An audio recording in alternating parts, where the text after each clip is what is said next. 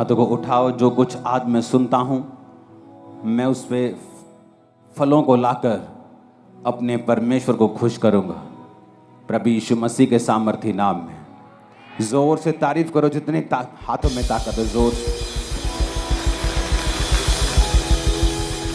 लूका 6 उसकी 12 और 13 आयत को हम पढ़ेंगे।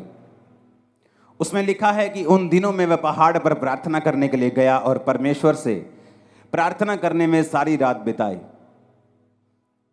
जब दिन हुआ तो उसने अपने चेलों को बुलाकर उनमें से 12 चुन लिए और उनको प्रेरित कहा।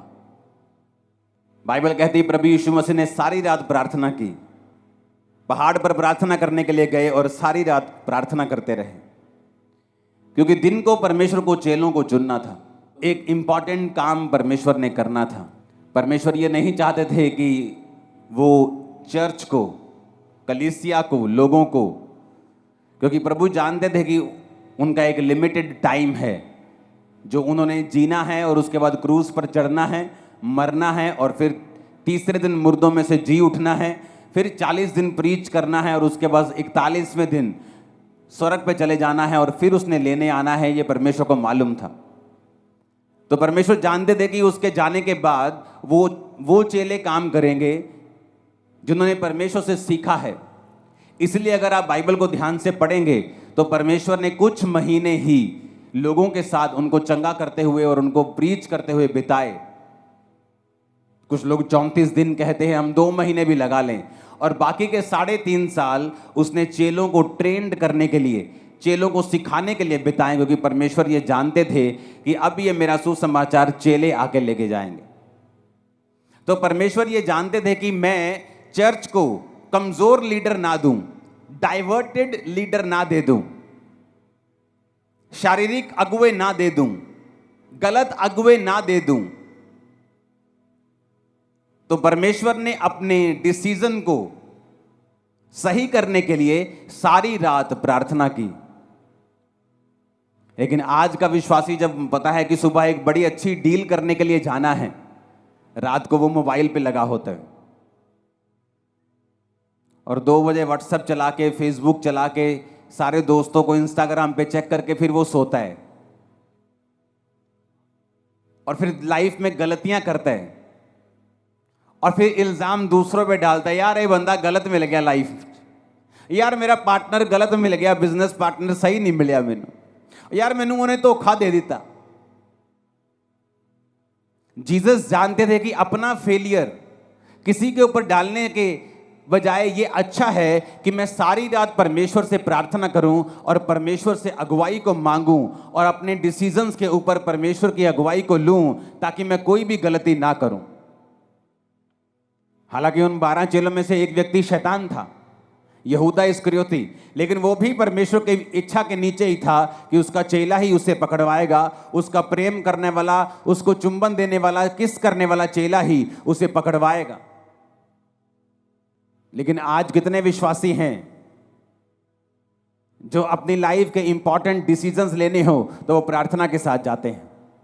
आपके बच्चों को कौन से स्कूल में डालना है, ये प्रार्थना का विषय है। आपको किस जगह पर कैसे सेवकाई करनी है, प्रार्थना का विषय है। इस सेवकाई को करने से पहले, इस सेवकाई को शुरू करने से पहले मैं लंबी लंबी रातों प्रार्थनाओं में रहा हूं कि मुझे किस तरह से शुरुआत करनी है, कहां करनी है, मुझे कुछ मालूम नहीं था। बाइबल कहती है प्रार्थना छुटकारे को लेके आती है, लेकिन आज कितने विश्वासी हैं जो प्रार्थना करते हैं। अक्टूबर महीना एक बहुत स्पिरिचुअल महीना है और सबसे इंपॉर्टेंट महीनों में एक है आप लोगों के लिए। मैं आपको बता रहा हूं स्पिरिचुअली, मैं इसमें डिटेल में नहीं जाना चाहता। लोग जादू और टोनों के नीचे रहते हैं इन महीनों में, लेकिन इन्हीं महीनों में परमेश्वर का आत्मा भी आपकी लाइफ में बड़े काम करना चाहता है। बहुत लोग ये जानते हैं कि प्रार्थना करने से वो छूट जाएंगे, लेकिन जब भी वो प्रार्थना करने के लिए बैठते हैं, शैतान पूरी तरह से उन पे फाइट करता है।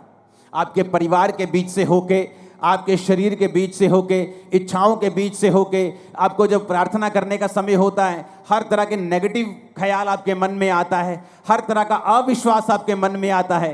तो मैं भी ये क्वेश्चन करना चाहता हूं कि जब आप प्रार्थना करने के लिए बैठते हैं तभी ऐसा क्यों होता है?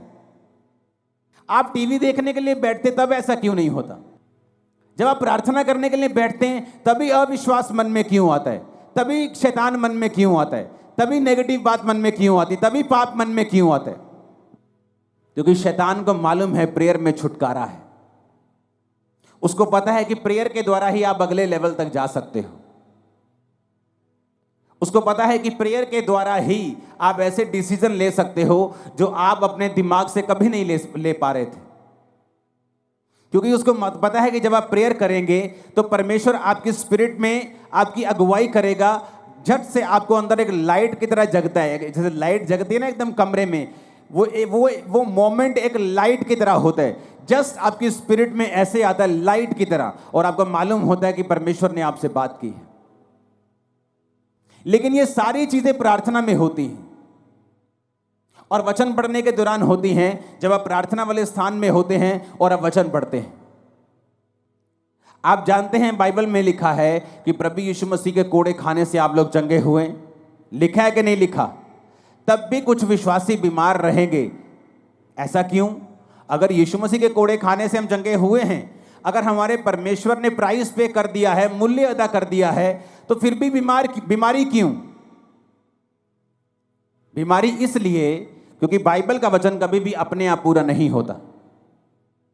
जिस तरह इंडिया का संविधान जो आपको ताकत देता है, जो ये कहता है कि जब आपने एक प्रॉपर्टी के पैसे पे कर दिए और वो प्रॉपर्टी की रजिस्ट्री आपके नाम के ऊपर है, तो कोई दूसरा उस पर कब्जा नहीं कर सकता, लेकिन फिर भी लोग कब्जा कर लेते हैं, हाँ या ना?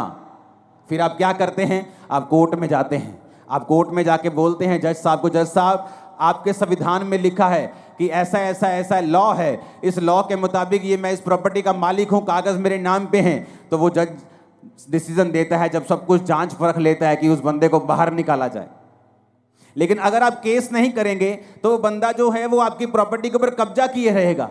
आप रोते रहिए, आप करलाते रहिए, आप भीख मांगते रहिए, आप रेंट पे रहते रहिए, आप कुछ भी करते रहिए, नुकसान झेलते रहिए, लेकिन ये सारी चीजें आपका छुटकारे का कारण नहीं बन सकती जब तक आप केस नहीं करेंगे। उसी तरह से आपको परमेश्वर के वचन जो बाइबल में लिखे हैं अपने आप से कभी भी पूरे नहीं होंगे जब तक आप इन वचनों को लेंगे नहीं। जब 2005 में बीमार था, जब मैंने आपको अपनी बाइबल, पहली बाइबल दिखाई थी, तो वो कहीं कहीं से काली है, कहीं कहीं से वो येलो है। क्यों? क्योंकि मेरे सिर पे जब मेरे को मेंटली अपसेट के अटैक होते थे तो बहुत सारा अनॉइंटिंग ऑयल मेरे सिर पे लगा रहता था। तो जब वचन मेरे सामने आता था, जहां हीलिंग होती थी, जहां कुछ छुटकारे का वचन होता था, तो मुझे रोना आता था और मैं बाइबल को पकड़ के ऐसे सिर पे लगाता था, वो तेल लगता था पेपर्स के ऊपर, वो काले हो जाते थे।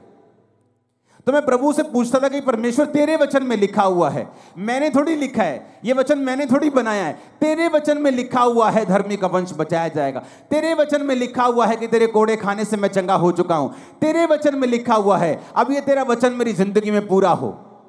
अपने आप कुछ नहीं होगा। पेंटिकोस्ट के दिन चेले प्रार्थना कर रहे थे। क्या प्रार्थना कर रहे थे?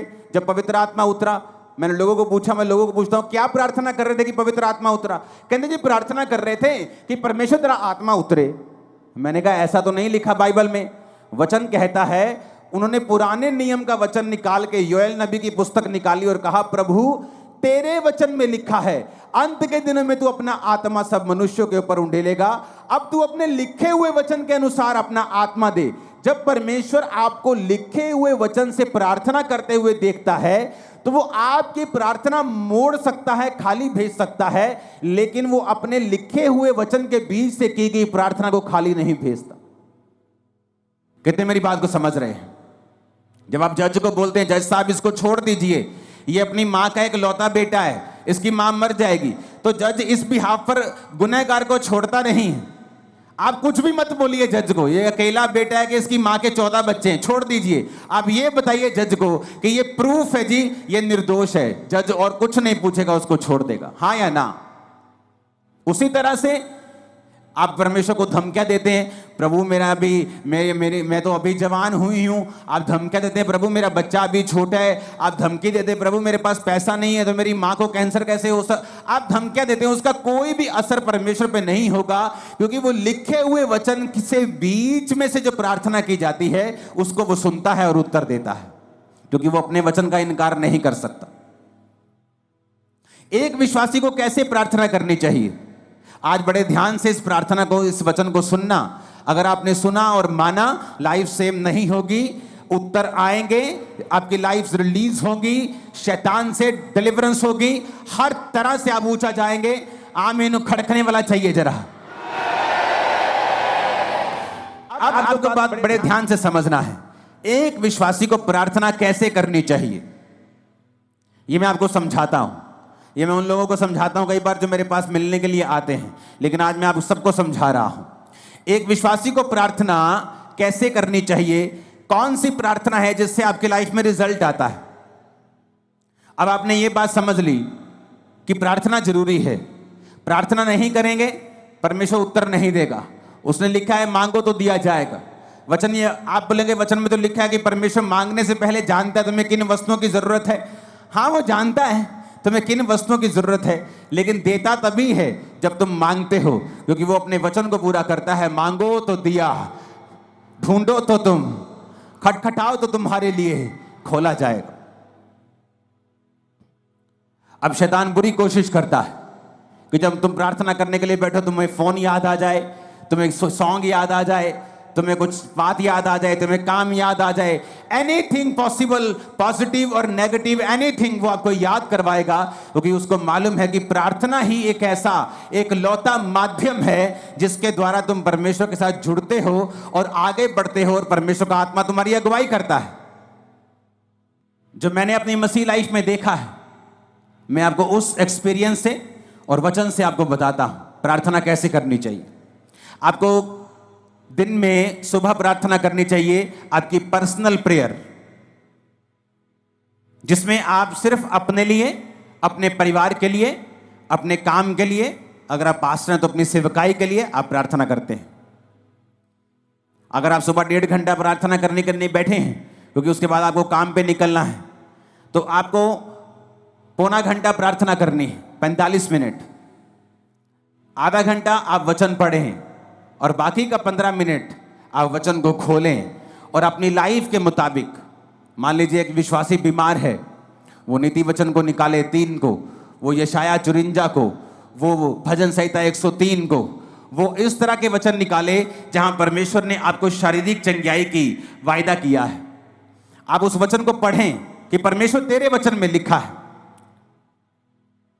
जिस तरह जब मुझे रोग था तो मैं परमेश्वर को बोलता था कि प्रभु तेरे वचन में लिखा है भजन संहिता में कि तू मुझे दीर्घ आयु से तृप्त करेगा, तो मैं प्रभु से बात करता था, लड़ता था, जैसे फाइट करते हैं। किससे? वचन से। इमोशनल फाइट नहीं, उसका कोई फायदा नहीं। वचन से फाइट करना। परमेश्वर कहता है वचन से अपने प्रमाण मुझे दो, सबूत दो मुझे, क्यों मैं तुम्हें चंगा करूं, क्यों तुझे बच्चा दूं, क्यों ब्लेस करूं, सबूत दो। क्या है सबूत? सबूत वचन है। तो प्रभु से मैं बोलता था प्रभु तेरे वचन में लिखा है कि तू मुझे दीर्घ आयु से तृप्त करेगा, तो क्या इस रोग के साथ मैं दीर्घ आयु जी सकता हूं? अगर जी सकता हूं तो ये दीर्घ आयु किस काम की होगी अगर मैं सारी उम्र रोगी रहूंगा? तो मैं इस तरह से प्रभु के साथ फाइट करता था कि प्रभु तेरे वचन में लिखा है कि तू मुझे दीर्घ आयु से तृप्त करेगा। एक टेस्टिमनी को मैं पढ़ रहा था एक सिस्टर की, आज बहुत सारी जबरदस्त गवाहियां आपने सुनी, तारीफ करो सब गवाहियों के लिए। तो मैं गवाही जब सुन रहा था तो एक सिस्टर थी जिसने वचन सुना, और वचन सुनने के बाद उसने रोज वचन के बीच से प्रार्थना करनी शुरू कर दी। तो हुआ क्या था, उसके यूट्रस में बीमारी थी, उसको बेबी नहीं, हस्बैंड में भी रोग था, बेबी नहीं हो सकता था। लेकिन उसे यह मालूम हुआ कि वचन के बीच से अगर मैं प्रार्थना करूंगी, प्रभु को उसके वायदे याद करवाऊंगी, तो ये परमेश्वर संभव है। उसने प्रार्थना करनी शुरू कर दी वचन से कि प्रभु तेरे वचन में लिखा है कि धर्मी का वंश बचाया जाएगा। मेरा वंश कहां है? क्या मैं धर्मी नहीं हूं? मैं तुझ पे विश्वास करती हूं तो मैं एक धर्मी हूं। प्रभु तेरे वचन में लिखा हुआ है कि तू बांझ को घर में लड़कों का आनंद करने वाली माता बनाता है। प्रभु तेरे वचन में लिखा हुआ है कि तू हमें फलवंत करेगा। प्रभु तूने आदम को कहा था be fruitful and be multiply. बिना बच्चे के मैं मल्टीप्लाई कैसे हो सकती हूं? तो उसने रोज क्या किया, वचन के बीच से प्रभु को प्रार्थना करनी शुरू कर दी। 2-3-4 साल कुछ नहीं हुआ, कोई फर्क नहीं, लेकिन उसकी बॉडी थोड़ी अच्छी हो गई, लाइफ अच्छी हो गई, वो चलती रही चलती रही चलती रही। उसको शायद पीरियड भी नहीं आते थे, पता नहीं चलता था कि बेबी प्रेगनेंसी है कि नहीं है, क्योंकि बहुत सारी कॉम्प्लिकेशंस थी। एक दिन अचानक अपने रेगुलर डॉक्टर से जब चेकअप करवाने के लिए गई, वो 2nd मंथ की प्रेग्नेंट थी और परमेश्वर ने उसको एक बेटा दिया। उसके बाद परमेश्वर ने उसको एक बेटी दी, दोनों जीवित हैं। आप जब सुबह प्रार्थना करने के लिए उठें तो अगर आप 1.5 घंटा प्रार्थना करते हैं तो 45 मिनट प्रार्थना करें। उसमें आपको क्या बोलना है, आप कुछ भी बोलें, वो परमेश्वर है, वो कोई बाबा नहीं है कि आप एक वर्ड थोड़ा इधर उधर बोल देंगे तो वो आपकी जान ले लेगा या आपको श्रापित कर देगा। एक छोटा बच्चा जब अपनी माँ के पास आता है और 1 साल का होता है और बोलता नहीं पूरा, न्या मामा मामा जा जा ऐसे करता है, तो उसकी माँ उस गुस्सा नहीं करती। उसकी माँ पहचान लेती है इसको क्या चाहिए, इसको दूध चाहिए, इसको खाना चाहिए, इसको दाल का पानी चाहिए, इसको वॉशरूम आया है, वो पहचान लेती है। आपका पिता भी ऐसा है, आपका हेवनली फादर भी ऐसा है। जब आप 45 मिनट प्रार्थना में बैठेंगे तो उसका थैंक्स करें, उसकी वर्शिप करें, उसको शुक्र कहें, सब बातों के लिए उसका थैंक्स करें, आप उसके साथ बात करें। वो आपका पिता है, वो बाबा नहीं कि आपको मार देगा। आपको 2 चीजें गलत पढ़ देंगे तो वो आपका कत्ल कर देगा या आपको श्रापित कर देगा, ऐसा नहीं है। लेकिन वो ऐसा परमेश्वर भी है जो ये कहता है कि अपना प्रमाण मुझे दो, जो ये चाहता है कि उसके बच्चे एक्टिव रीति से ये जाने कि वचन में क्या लिखा है और वचन में कौन सी चीजें हैं, क्या अधिकार हैं हमारे पास वचन के बीच से जो हमें इस्तेमाल करने हैं। तो जब आप सुबह प्रार्थना करने के लिए 45 मिनट उठे और आपने प्रार्थना की, आपने थैंक्स किया, आपने वर्शिप की, आपने प्रभु का थैंक्स किया, 45 मिनट हो गए, आपने आधा घंटा बाइबल पढ़ी। अब अगले 15 मिनट, आधा घंटा बड़ा इंपॉर्टेंट है। उसमें क्या करना है, वचन निकालना है जो आपकी लाइफ से संबंधित है। आपको हीलिंग चाहिए, हीलिंग के वचन निकालें। आपको बच्चा चाहिए, उस बच्चे के वचन निकालें। जहां परमेश्वर ने आपको वंश आशीषित करने का आपको वायदा किया है, परमेश्वर ने कहा वो व्यक्ति जो परमेश्वर की इच्छाओं पर चलेगा और उससे उसका डर मानेगा, परमेश्वर उसको उसी मार्ग में चलाएगा जिससे वो प्रसन्न होता है, उसका वंश पृथ्वी पर पराक्रमी होगा। तो परमेश्वर कहते तुम्हारे बच्चे जो होंगे पृथ्वी के ऊपर पराक्रमी होंगे, बड़े बड़े काम करने वाले होंगे, डरपोक बच्चे नहीं होंगे। तो आप इस वचन का फायदा उठा सकते हो। अगर आपके बच्चे डरपोक है तो, अगर आपके बच्चे अनसक्सेसफुल है तो, कम पढ़ते हैं तो, समझ नहीं आती कि प्रभु तेरे वचन में लिखा है कि तेरा वंश पृथ्वी के ऊपर पराक्रमी होगा, मेरे बच्चों को पराक्रमी बना, मेरे बच्चों को एक्सीलेंट बना, मेरे बच्चों को ब्लेस कर। हर एक चीज के लिए बाइबल में परमेश्वर का वायदा है, वचन है। आप अपने मोहल्ले में क्रिश्चियन हैं, आप एक छोटा मोटा बिजनेस करते हैं, आप अगर वचन को जानते होंगे आप उस वचन को निकाल लेंगे। प्रभु तेरे वचन में लिखा है, तूने कहा है कि तू मुझे सब जातियों से श्रेष्ठ करेगा, सब दूसरी जातियां अन्य जातियों से तू मुझे श्रेष्ठ करेगा। प्रभु मैं प्रार्थना करता हूं, मैं अपने टाइट को भी बोता हूं, मैं आज प्रार्थना करता हूं, मुझे सबसे श्रेष्ठ बनना है, मुझे बेस्ट बनना है अपने बिजनेस में, अपनी लाइफ में मुझे बेस्ट चाहिए। आप बेस्ट होंगे अगले 7 सालों के अंदर। लेकिन क्या आपने वो मांगा? नहीं, आपने मांगा नहीं। आप चाहते हैं हो, आप विश करते हैं प्रभु मुझे हील कर दे। आप जीनी के पास नहीं है कि आपने रगड़ा और जीनी निकला और आपने कहा क्या चाहिए, उसने कहा क्या चाहिए, आपने कहा मुझे चंगा कर दो। परमेश्वर कहता मांगो तो दिया जाएगा, अपने प्रमाण दो, अपना मुकदमा लड़ो। आज लोगों को इतना भी मालूम नहीं है कि जो उन्हें चाहिए बाइबल में कहां लिखा है। कुछ का बहाना है वो तो अनपढ़ है। आज अगर तुम्हारी बहन वेस्टर्न यूनियन में 10,000 रुपए भेज दे इंग्लिश में लिख के, तुम भाई साहब 15 मिनट में पैसे निकाल के ले आओगे। तुम्हें पता है किससे पढ़वाना है, किसको 10 रुपए का लालच देना है, किस पोते को बोलना है, किस पोती को बोलना है 100 रुपए देके और पैसे निकलवा के लेके आने। लेकिन जब बाइबल पढ़ने का समय आता है, आपको ट्यूशन रखनी चाहिए। अगर आप अनपढ़ है तो 2 महीने में बाइबल पढ़नी सीखो, खुद समझो बाइबल में कहां कहां वो वचन लिखे हैं जो आपको जरूरी चाहिए, जो आपके लिए एक हथियार की तरह काम करेंगे। ऊंची आवाज में हालेलुया बोलो जरा। अगर आप प्रार्थना नहीं करेंगे इसका मतलब आपने प्रभु से मांगा नहीं, आपने मांगा नहीं, आपने पाया नहीं। उसने कहा मांगो तो दिया जाएगा। तो मेरी प्रार्थना कैसे होती थी? सुबह जब प्रार्थना करो तो मैं लिखे हुए पॉइंट्स के साथ प्रार्थना करता हूं, मुझे ये चाहिए। वो पॉइंट लिखना, उस पॉइंट के हिसाब से वचन निकालना और प्रभु को कहना, प्रभु तेरे वचन में लिखा हुआ है, मैंने नहीं लिखा, तूने लिखा है, तूने लिखा है अपने वचन में, इस वचन को परमेश्वर मेरी लाइफ में पूरा कर। वचन के साथ 15 मिनट के लिए लास्ट प्रार्थना करना, वचन से परमेश्वर को याद करवाना। अगर आपको कोई सीरियस प्रॉब्लम है तो उसके बाद आप शाम को प्रार्थना करें फिर 1.5 घंटा, और उसके बाद सेम वही प्रार्थना रात को करें 1.5 घंटा। अगर आप ठीक हैं, आपकी लाइफ में ओके है, आप ब्लेस्ड हैं, आप 1 घंटा 1 घंटा 1 घंटा आप 3 बार प्रार्थना करें रोज। सुबह 1 घंटा, शाम को 1 घंटा, रात को 1 घंटा। आप शाम को 1 घंटा नहीं दे सकते, आप काम, बिजनेस वूमन है, आप काम करने जाती हैं, आप एक बिजनेसमैन हैं, तो आप सुबह को 1.5 घंटा, रात को 1.5 घंटा परमेश्वर को दें। अपने दिन की शुरुआत प्रार्थना से करें, रात का अपना दिन का अंत प्रार्थना से करें। आप परमेश्वर को लिखे हुए वचनों से बताएं कि आपको क्या चाहिए, अपने पॉइंट्स को लिख कर रखें, उन पॉइंट्स के हिसाब से बाइबल के वचन निकालें और फिर परमेश्वर को उन वचनों से बताएं कि परमेश्वर मुझे ये चाहिए क्योंकि तेरे वचन में ये लिखा हुआ है। अगर आप अपना मुकदमा नहीं लड़ेंगे, अगर आप अपना मुकदमा पेश नहीं करेंगे, आप वचन के बीच से होकर लड़ाई नहीं करेंगे तो आपको नहीं मिलेगा। अब अपने आप में अंदर एक, पंजाबी के अंदर झाती मार के देखो अंदर जरा कि कितनी प्रार्थना करते हैं आप, या जो आपको चाहिए कि आपने उससे इनफ मांगा है, जो आपको प्रभु से चाहिए क्या आपने उसके लिए फाइट की है, क्या आपने उसके लिए लड़ाई की है? नहीं की। अगर केस बड़ा हो, आम बुखार हो तो पैरासीटामोल से ठीक हो सकता है, लेकिन बुखार अगर टीबी की वजह से हो तो टीबी की दवाई खानी पड़ती है। केस बड़ा है, कैंसर बड़ा है, बीमारी बड़ी है, प्रार्थना आधे घंटे की है, बस यही बोलते रहते बेड पे बैठे, प्रभु कुछ कर, प्रभु मैंने चंगा कर, और ये नहीं कहते प्रभु तेरे वचन में लिखा है तेरे कोड़े खाने से हम चंगे हुए। आज मैं वचन के बीच तेरे पास आता हूं, तूने कहा है तू संकट के दिन तू मुझे पुकार तो मैं तुझे उत्तर दूंगा। तेरे वचन में लिखा हुआ है कि तू अपने धर्मी जन के अपराधों को माफ करता है, उनको चंगा भी करता है, लेकिन वचन के बीच से हमने कोई प्रार्थना नहीं की।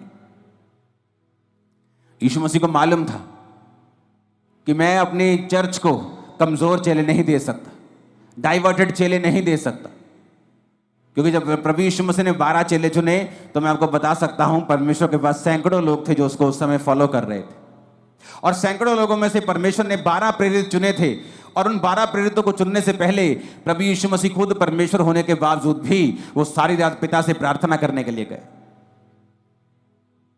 आज हमें लगता है ये अच्छा है, ये अच्छा है, लेकिन परमेश्वर कहता है विद प्रेयर अगर तुम वो काम करोगे तुम कभी फेल नहीं होगे। कितनों को इन बातों को समझ आ रही है, कहां गलती है, कहां चर्च गलती कर रही? परमेश्वर ने सारी रात प्रार्थना रोज नहीं की, उसने रोज सारी रात प्रार्थना नहीं की। मैं रोज रात को प्रार्थना करता हूं, लेकिन रोज फुल नाइट प्रेयर नहीं करता हूं। मैं रोज सुबह प्रार्थना करता हूं, रोज रात को प्रार्थना करता हूं, शाम को भी हम फैमिली प्रार्थना करते हैं। हालेलुया। तो क्या मैं इनफ प्रार्थना कर रहा हूं? तो ये बेस्ट है कि अगर आप 1+1+1 प्रार्थना करें। अगर आप 1 घंटा प्रार्थना करने के लिए बैठे हैं सुबह 1.5 घंटा, तो आधा पौना घंटा आप प्रार्थना करें, प्रभु से अपने वर्शिप करें, उसका थैंक्स करें। उसके बाद आप बाइबल पढ़ें कुछ समय के लिए, और फिर कुछ समय आप बाइबल के वचनों के बीच से होकर प्रार्थना करें। आपकी लाइफ कभी भी सेम नहीं रहेगी। अगर आपको इस बात का प्रमाण देखना है तो एक काम करें, अपनी बाइबल के पीछे एक पेंसिल ले लें और अपनी बाइबल के पीछे पेंसिल से अपने प्रेयर पॉइंट लिखें, आपको क्या क्या चाहिए। पहला पॉइंट क्या चाहिए, दूसरा क्या चाहिए, तीसरा क्या चाहिए, चौथा क्या चाहिए। पेंसिल से लिखें, पेन से नहीं लिखना।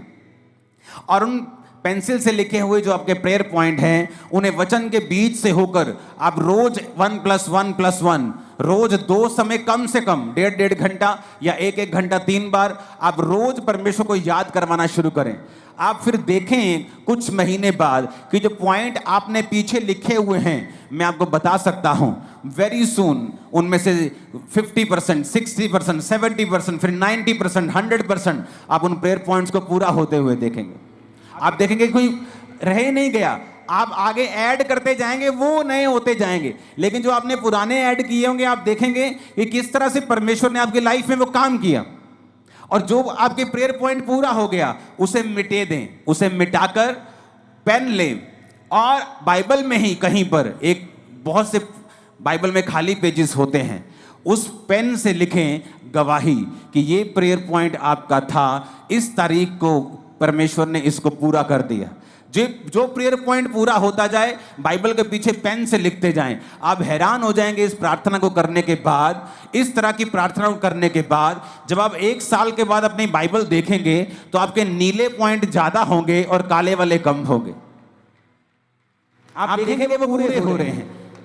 और जब भी आप देखेंगे कि शैतान आपको इस प्रार्थना करने से क्यों रोकता रहा है, उसको मालूम है इसी प्रेयर में रिजल्ट आना है। शैतान को पता है कि इसी प्रार्थना के द्वारा आप छुड़ाए जाएंगे, इसलिए वो पूरी संभव कोशिश करता है कि आपको इस प्रार्थना से दूर रखा जाए, क्योंकि प्रार्थना में छुटकारा है, ये शैतान जानता है। परमेश्वर ने क्या कहा? इतना सिंपल और इतना पावरफुल परमेश्वर ने वचन दिया। परमेश्वर ने कहा, एक नगर में एक विधवा थी और एक अधर्मी न्यायी रहता था। न्यायी मतलब एक जज रहता था, लेकिन अधर्मी था, पापी था। तो विधवा बार बार उसके पास जाकर बोलती थी, मेरा न्याय चुका और मुझे मुद्दई से बचा, मुझे इस फलाने बंदे से बचा, मेरा न्याय कर। तो बाइबल कहती है, परमेश्वर कहता कि वो अधर्मी, वो पापी न्यायी क्या सोचता है कि ये विधवा आकर बार बार मेरे नाक में दम ना कर दे, इसलिए मैं इसका काम कर देता हूं। तो परमेश्वर ने कहा, सुनो वो अधर्मी क्या कहता है। अब जो व्यक्ति दिन रात परमेश्वर के नाम की दुहाई देता है, परमेश्वर ने कहा, क्या मैं उसका न्याय नहीं करूंगा? जो व्यक्ति दिन रात मेरे नाम की दुहाई देता है, क्या मैं उसका न्याय नहीं चुकाऊंगा? क्या मैं उसकी प्रार्थना नहीं करूंगा? ये कौन कह रहा है? सीधा डायरेक्ट प्रभु यीशु मसीह का वचन है ये।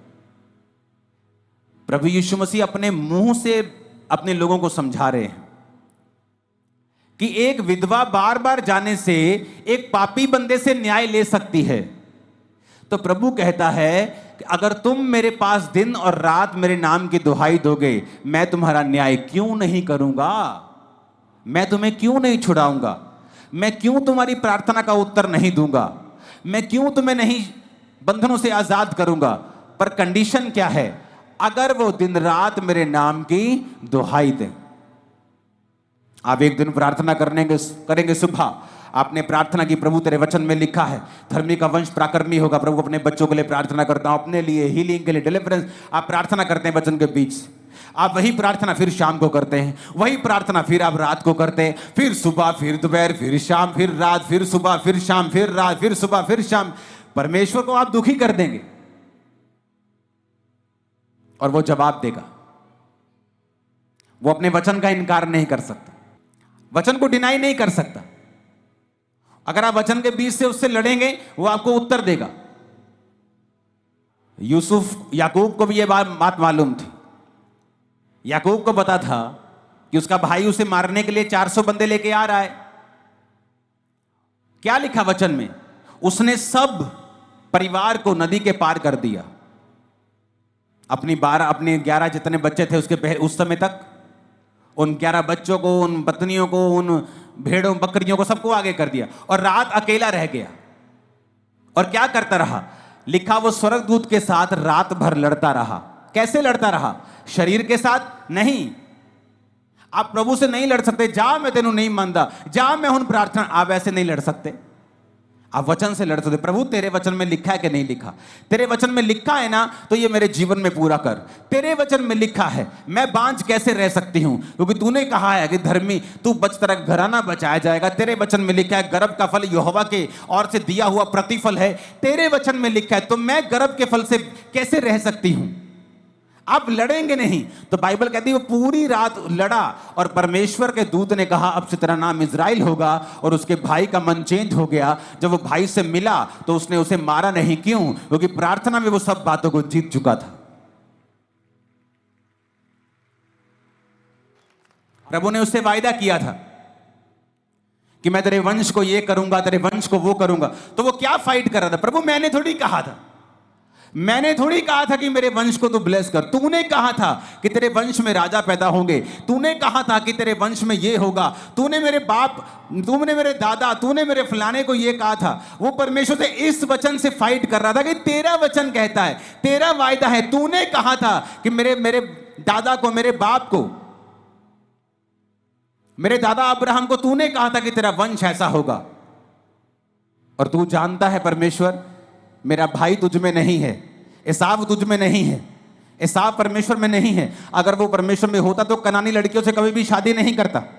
मैं तुझ में हूं, मैं अपने दादा, अपने पिता का वंश हूं, मेरे वंश के साथ तेरा वायदा है। इस तरह से वो फाइट कर रहा था और परमेश्वर ने उसको सुना। जोर से हालेलुया बोलो जरा। आज से अगर ये प्रेयर शुरू की तो नीले पेन से लिखने के लिए जल्दी तैयार हो जाना। लिखना जरूर, आपको समझ आएगी मैं क्या कह रहा हूं। आप जब लिखना शुरू करेंगे पेंसिल से, जो आपको चाहिए, जो मिल गया उसे पेन से लिखेंगे, आपको रियलाइज होगा कि आपने परमेश्वर से कहीं अधिक पाया है। कितनी प्रार्थनाओं को परमेश्वर ने सुना है। आप भूल जाएंगे 3 साल में आज आपको क्या मिला था, लेकिन वो पेन से लिखा हुआ आपको याद करवाता रहेगा। उतना कॉन्फिडेंस आपका बढ़ेगा कि मुझे इस प्रार्थना से उत्तर मिले हैं, इस तरह से मुझे उत्तर मिला था इस समय, उस समय, फलाने साल। अगर उस साल में इतना फंसा हुआ था और मैंने इस रीति के साथ प्रार्थना की, तो वो वचन तो सेम है, आज वो मुझे छुड़ाएगा जैसे उस समय परमेश्वर ने मुझे छुड़ाया था। तो वो सारी उम्र आपकी रक्षा करता रहेगा। इसलिए मैं कहता हूं अपनी बाइबल को ज्यादा चेंज मत करना। मेरी बाइबल का कवर कितनी बार फट जाता है, पेज फट जाता है, उसी को मैं चिपका लेता हूं। मेरे पास हजारों बाइबल पड़ी, लेकिन उस बाइबल में लिखा हुआ है, पीछे पॉइंट्स लिखे हैं, चीजें लिखी हैं, तो मैं चाहता नहीं कि वो मैं मिस करूं। हालेलुया बोलो ऊंची आवाज में। आज से ऊंची आवाज से बोलो, प्रार्थना करेंगे हम, इसी तरह से करेंगे, वचन के बीच से करेंगे। आमीन बोलो ऊंची आवाज। ये अक्टूबर स्पिरिचुअल मंथ होगा, फाइट का, जीतने का, डिलीवरेंस का, आशीष का, फाइनेंशियल ब्लेसिंग का भी होगा। आमीन। रोज प्रार्थना करने के लिए तैयार हैं? कैसे प्रार्थना करेंगे रोज? और कहता दिन और रात मेरे नाम की जो दुहाई देंगे। कितना सिंपल है परमेश्वर। उसने कहा है कि विधवा अपना न्याय करवा सकती है, बेवकूफ हो तो तुम क्यों नहीं करवा सकते? एक अधर्मी से, एक पापी से विधवा अपना काम निकलवा सकती है, तो तुम्हारा दिमाग कहां है? तुम धर्मी से, तुम परमेश्वर से काम नहीं निकलवा सकते क्या? एक विधवा एक पापी के पास बार बार जाकर उसको तंग करके काम निकलवा सकती है, परमेश्वर ने कहा, तो तुम्हारा दिमाग कहां है? तुम्हारे दिमाग पर शैतान ने क्यों पर्दा डाला है? तुम अंधे और गूंगे क्यों बनकर बैठे हो? तुम क्यों नहीं दिन और रात परमेश्वर के नाम की दुहाई देते हो? वचन के बीज से क्यों नहीं प्रार्थना करते हो? प्रार्थना करने के लिए परमेश्वर के समीप क्यों नहीं आते हो? और ये एग्जाम्पल खुद प्रभु यीशु मसीह ने अपने मुंह से दी है कि एक विधवा का न्याय अगर अधर्मी पापी कर सकता है, क्योंकि वो एक ऊंची पोस्ट के ऊपर है, लेकिन ना तो परमेश्वर से डरता है, ना किसी आदमी की परवाह करता है, फिर भी विधवा उससे काम निकलवा लेती है, और वो ये सोचता है कि बार बार विधवा मेरे नाक में दम करेगी, तो परमेश्वर कहता है अगर विधवा उसका न्याय करवा सकती है अपना उसके पास जाके, और वो उस विधवा का न्याय कर सकता है, तो परमेश्वर तुम्हारा न्याय क्यों नहीं करेगा? अगर तुम भी कहने का मतलब है उसके नाक में दम कर दो, तो प्रभु भी देखेगा भाई कि कितने दिन हो गए तेरे को सेम वचन से प्रार्थना करते, तू रोज आती है अपने बेबी के लिए, तेरे को 5 साल हो गए हैं, कब तक वो तुम्हारी प्रार्थना को अनसुना करेगा? वो तुम्हें जवाब देगा। तुम्हारी बाइबल का पिछला पन्ना उस नीली लाइंस के साथ भरा हुआ मैं देख रहा हूं, और तुम्हारी गवाहियों के साथ भरा हुआ देख रहा हूं, यीशु मसीह के सामर्थी नाम में।